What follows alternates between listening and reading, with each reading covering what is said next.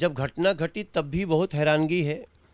हम लगातार ही लोगों को समझाते रहते हैं कि भाई हम सभी धर्मों का सम्मान करने वाले लोग हैं, सभी धर्मों के लोगों को अपना अपना उत्सव मनाने का पूरा अधिकार है।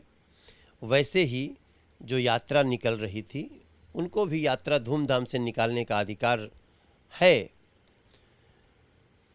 तो हमें ये लगा कुछ अवांछनीय तत्वों ने, जैसा आपने कहा ना कि सांप्रदायिक ऐसा रंग ले लिया, ऐसी गड़बड़ियां देश में हो रही हैं और हम इसी एंगल से इस घटना को भी देख रहे थे कि यहाँ थोड़ा ज़्यादा हो गया। अब इनको जो अपराधी हैं, अवांछनीय तत्व, इनको सबक सिखाना है।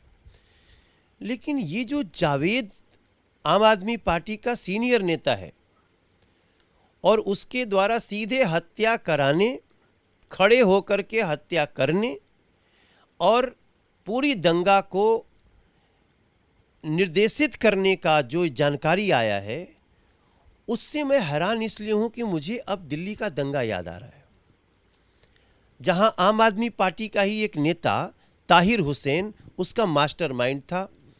दोनों जगह, नूह में भी और दिल्ली में भी, छतों से पत्थर, बम, तरह तरह के जहरीले और लोगों को क्षति पहुंचाने वाले सामग्रियों की पूरी पैकेजिंग, दोनों एक ही जैसा दिख रहा है। ये कैसे हो सकता है? और दोनों के तार आम आदमी पार्टी से जुड़ गए।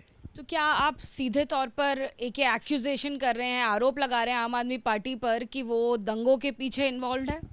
100% हमारा इशारा उधर ही है। मैं जो देख रहा हूं, क्योंकि देखो कोई भी सुनेगा, आप हम एबीपी पे हमको जो भी सुनेंगे, ये कैसे हो सकता है कि नूह में जैसे पत्थरबाजी हो रही थी वैसे ही हमारी लोकसभा में जो दंगा हुआ उसमें भी पत्थरबाजी हो रही थी। दोनों छतों के ऊपर इकट्ठा करके ईंट, पत्थर, बम रखे हुए थे और दोनों जगह कोई एक व्यक्ति था जो संचालित कर रहा था। लेकिन सर, हरियाणा में किसकी सरकार है? आप ही की सरकार है।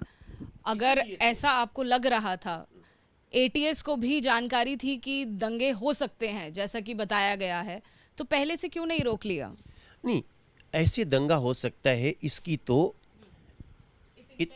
इस इंटेंसिटी की जानकारी नहीं थी।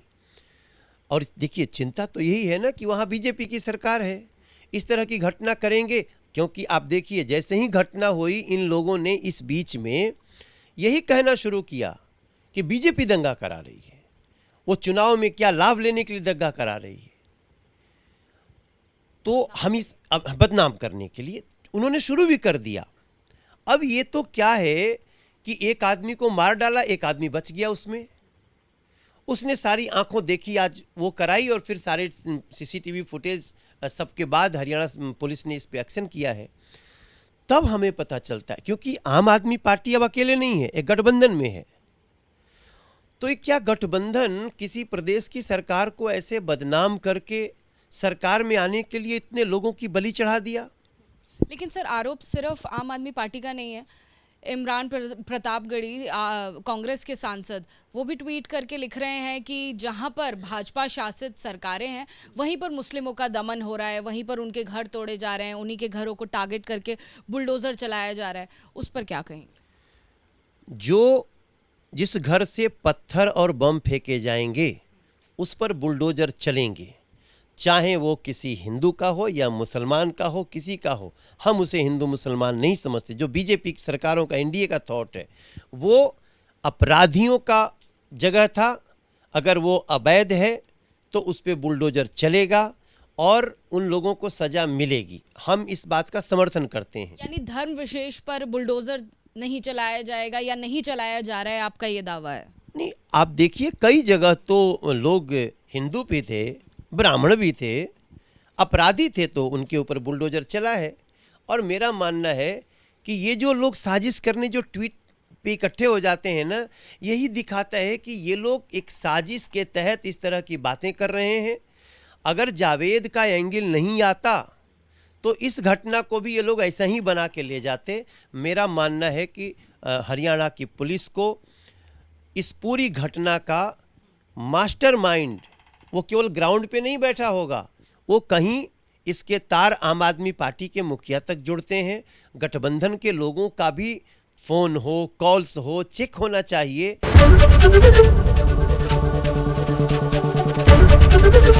एबीपी गंगा, खबर आपकी, जुबान आपकी।